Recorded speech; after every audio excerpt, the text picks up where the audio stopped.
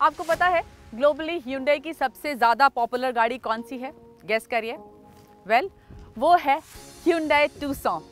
और अब इंडिया में ये बिल्कुल नए अवतार में आई है और इसकी जो सक्सेस है उसके पीछे रीजंस भी हैं।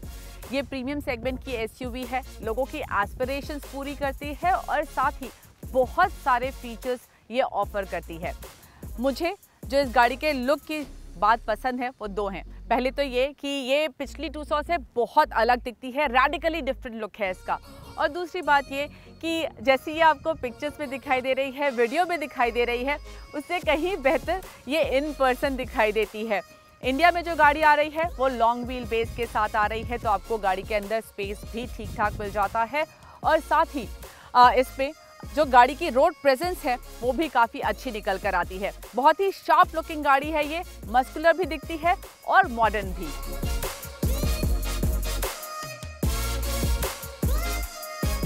Tucson Hyundai के सेंशुअल स्पोर्टीनेस डिजाइन थीम पर बेस्ड है, जिसमें चारों ओर शार्प क्रीजेस और कट्स दिखाई देते हैं।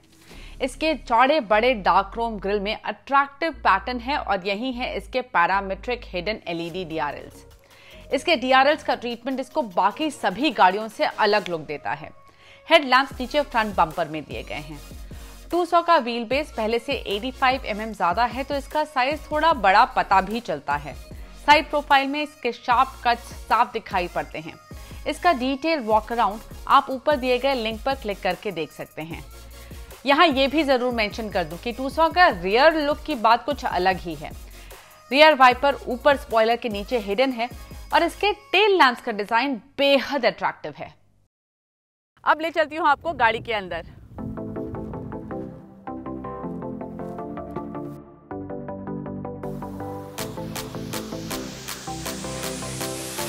Let's go.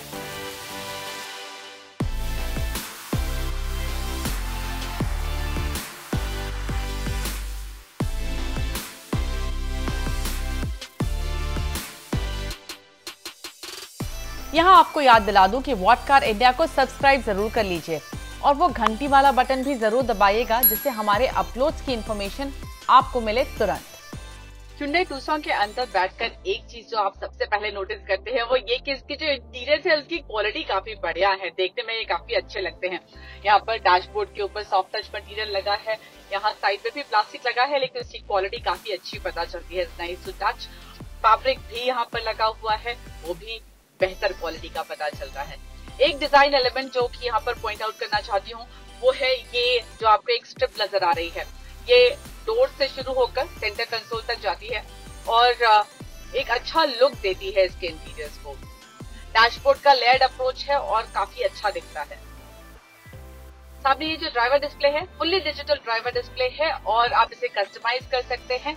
ड्राइव मोड्स के हिसाब से भी इसका जो लुक है वो बदल जाता है। एक चीज जो इस ड्राइवर डिस्प्ले की मुझे अच्छी लग रही है वो ये कि ये देखने में ऐसा लगता है जैसे पूरी स्क्रीन पर वो ड्राइवर डिस्प्ले है, कोई बॉर्डर जैसा पता नहीं चलता है इसमें, लेकिन वो पता नहीं चलता है। इस 10.25 इंच के डिस्प्ले पर जानकारी भी काफी आ जाती है। यहाँ पर जो आपको टच स्क्रीन मिलती है वो ड्राइवर की तरफ थोड़ी सी टिल्टेड है, तो ड्राइव करते वक्त उसको समझना, उसको पढ़ना थोड़ा सा आसान हो जाता है ड्राइवर के लिए। Apple CarPlay, Android auto, blue link connectivity, ये सारे फीचर्स मिलते हैं इसमें और साथ ही अलेक्सा के साथ भी कनेक्टिविटी है और आप घर बैठे बैठे भी कुछ एक कमांड अलेक्सा को दे सकते हैं। अगर वो कनेक्टेड है इस गाड़ी के साथ तो वो कमांड एग्जीक्यूट हो जाएंगे। और वेन्यू की तरह ही इस गाड़ी में भी आपको 12 लैंग्वेजेस का ऑप्शन मिलता है, जिसमें आपकी ये स्क्रीन उन लैंग्वेजेस में दिखाई देगी और साथ ही आप कुछ वॉइस कमांड्स भी उस लैंग्वेज में दे सकते हैं। इनमें से एक तो इंग्लिश और दूसरी कोरियन है, बाकी सारी इंडिया की रीजनल लैंग्वेजेस हैं। ये सीट्स बहुत ही कंफर्टेबल हैं, इनको आप इलेक्ट्रिकली एडजस्ट कर सकते हैं और साथ ही इसमें आपको मेमोरी फंक्शन भी मिलता है। 2 सेटिंग्स आप प्रीसेट करके रख सकते हैं। इसके साथ ही इसमें आपको वेंटिलेशन और हीटिंग का फंक्शन भी मिल जाता है। इसमें आपको 2 जोन AC मिलता है जिसमें कि डिफ्यूजन का फंक्शन दिया गया है। ये जो डैशबोर्ड है उसमें छोटे छोटे से छेद बने हुए हैं और उनसे हवा डिफ्यूज होकर आती है, तो जो वेंटिलेटर से एक सीधा ब्लास्ट मिलता है हवा का वो नहीं मिलता और थोड़ा सॉफ्टर तरीके से यहाँ पर AC की हवा आती है। Hyundai Tucson में आपको फीचर्स तो भर भर के मिल रहे हैं।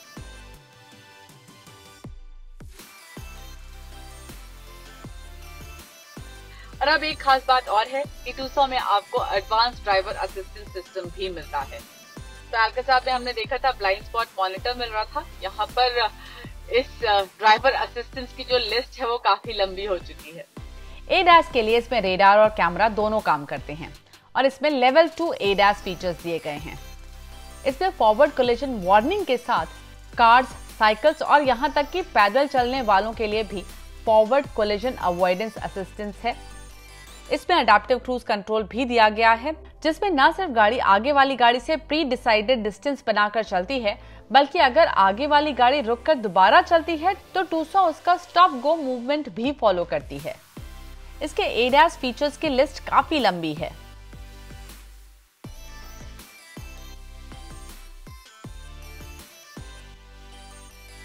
मुझे एक बात जो काफी पसंद है इस ADAS सिस्टम की वो ये कि ये बहुत ज्यादा स्ट्रांग नहीं है, इन द सेंस कि काम तो ये बहुत अच्छे से करता है, लेकिन जब आपका कोर्स करेक्ट कर रहा होता है, फॉर एग्जाम्पल अभी मैं आपको दिखाती हूँ, लेन यहाँ पर बनी हुई है, लेन असिस्ट मेरा ऑन है और अब मैं लेन से बाहर जाने की कोशिश करती हूँ तो लेन कीप असिस्ट वापस गाड़ी को लेन में ले आता है, लेकिन ये थोड़ा सॉफ्टली होता है और अगर आप इसे ओवरराइड करना चाहते हैं यानी लेन चेंज करनी ही है तो ये सिस्टम ज्यादा रेजिस्टेंस नहीं देता।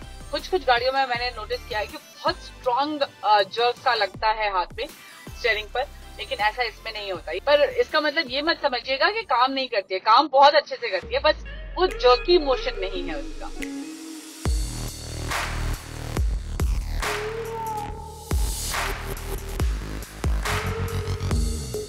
अभी मैं इसका डीजल इंजन चला रही हूँ जो कि 2 लीटर डीजल इंजन है, जिसमें आपको 186 HP की पावर और 416 Nm का टॉर्क मिलता है।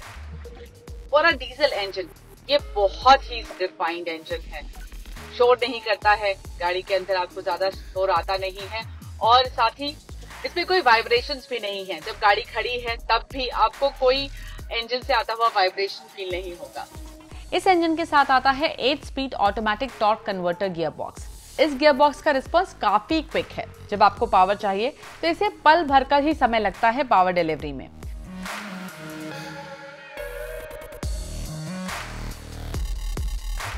इसमें आपको 3 मोड्स मिलते हैं, इको, नॉर्मल और साथ ही स्पोर्ट्स मोड। स्पोर्ट्स मोड में गियर बॉक्स का रिस्पॉन्स थोड़ा बेहतर हो जाता है।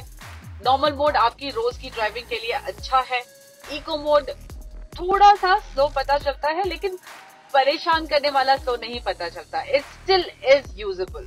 और इसमें एक और मोड दिया गया है, स्मार्ट मोड, जिसमें गाड़ी डिसाइड करती है कि आपकी ड्राइविंग के हिसाब से कौन सा मोड इसको चुनना है। पैडल शिफ्टर्स इस गाड़ी में नहीं है, लेकिन मैनुअल मोड गियर लीवर के साथ चुना जा सकता है फॉर बेटर कंट्रोल। इसमें ऑल व्हील ड्राइव सिस्टम भी है, तो मड, सैंड और स्नो मोड दिया गया है, जिसको आप चूज करके थोड़ी बहुत ऑफ रोडिंग इसके साथ कर सकते हैं। लेकिन ये all wheel drive system optional है और इसके लिए करीब 1.5 लाख रुपए और देने होंगे। राइड और हैंडलिंग की बात कर लेते हैं, यानी कि जब आप गाड़ी चला रहे हैं गाड़ी के अंदर फील कैसा होता है, तो मैं आपको बता दूं कि काफ़ी अच्छी कंफर्टेबल ड्राइव आपको मिल जाती है। इसमें इसका जो सस्पेंशन है वो इंडियन रोड्स को हैंडल करने के लिए अच्छे से ट्यून किया गया है और ख़राब रास्ते आपको गाड़ी के अंदर ज़्यादा नहीं पता चलते।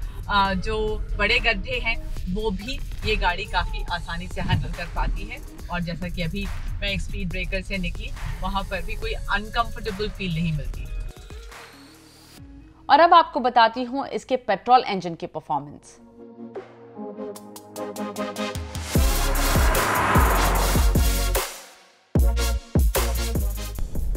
इसकी और डीजल की परफॉर्मेंस में तो काफी डिफरेंस पता चलता है।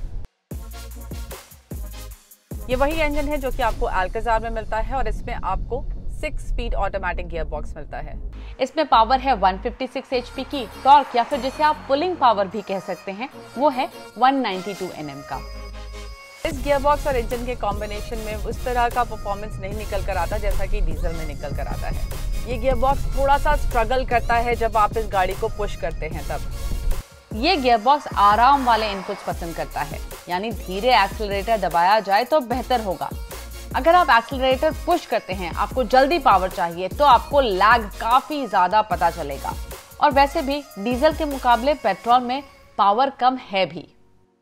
पिकअप तो ठीक है, तो ट्रैफिक में, शहर के ट्रैफिक में आपको ज़्यादा फर्क नहीं पड़ेगा, लेकिन जब आप हाईवेज पर ओवरटेक वगैरह करना चाहेंगे तो वो लैग ज़्यादा प्रोमिनेंटली पता चलेगा।